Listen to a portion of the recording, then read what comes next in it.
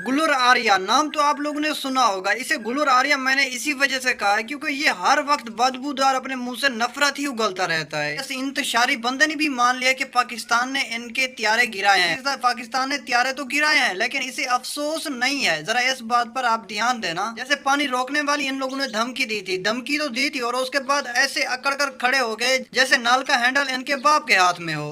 त्यारे तो गिरे हैं लेकिन कोई बात नहीं, और ले लेंगे। जैसे माँ ने पूछा हो बेटा गिलास टूटा है।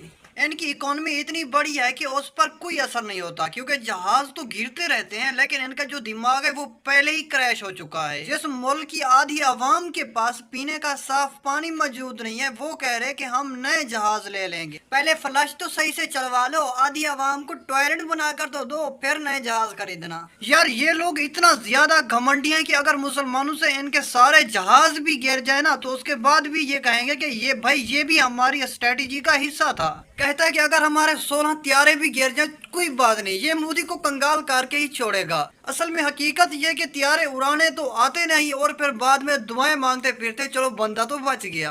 अमेरिका के अंदर एक इजलास हो रहा है J7, मोदी को उसमें नहीं बुलाया गया। मोदी गोदी मीडिया जो वो इसको पोर्ट कर रहा है कि गोदी मीडिया खुद नहीं वहां पर जाना चाहता, इवन अमेरिका ने उसे वहां पर नहीं बुलाया। जरा इमेजिन कीजिए, जो कहते हैं कि हमारी इतनी बड़ी इकोनॉमी है, इतनी बड़ी इकोनॉमी है, उनको J7 इजलास में ही नहीं बुलाया गया। उनकी सिचुएशन क्या होगी भाई? कहते हैं कि हम खुद नहीं जाना चाहते वहां पर, हालांकि उनको अमेरिका ने J7 इजलास में बुलाया ही नहीं है। और बहाना भी देखो भाई, बहाने बनाने का भी कोई बहाना होता है लेकिन इन्होंने तो भाई बेढंगा बहाना बना।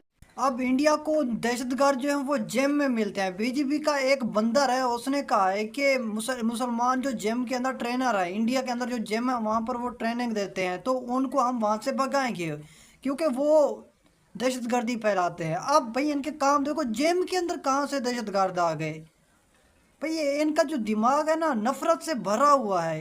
ये पैरों से लेकर सर तक पूरे के पूरा एक नफरत का पुतले हैं। देखिए, भोपाल के कई जिम हैं जिनकी हम लोग सूची भी तैयार करवा रहे हैं और उन सूची के अंदर जिस प्रकार से जो ट्रेनर हैं वो तथाकथित मुस्लिम समाज के हैं, उनको भी कोई अधिकार नहीं है।